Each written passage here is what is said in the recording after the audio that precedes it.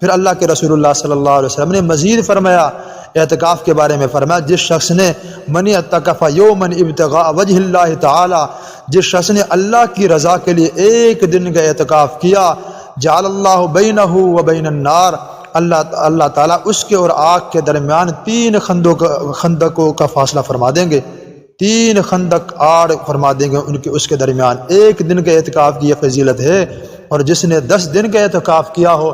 آپ خود ہی حساب لگا لیں کہ وہ جہنم سے کتنا دور ہو جاتا ہے۔ اور ایک خندق کی جو مسافت بیان ہوئی حدیث پاک کے اندر وہ مختلف ہیں۔ ایک حدیث میں تو یہ ہے کہ جیسے مشرق اور مغرب کے درمیان فاصلہ ہے اسی طرح فاصلہ ایک خندق کا ہے، اور ایک روایت میں ہے کہ زمین و آسمان کا جتنا فاصلہ ہے اتنا فاصلہ ایک خندق کا ہے۔ یہ تو ایک اعتکاف میں 3 خندق اور ایک خندق میں زمین و آسمان کا فاصلہ، اب آپ ضرب دیں 10 دن کے اعتکاف میں کتنا وہ جہنم سے دور ہو چکا اور کتنا اللہ کے قریب ہو چکا۔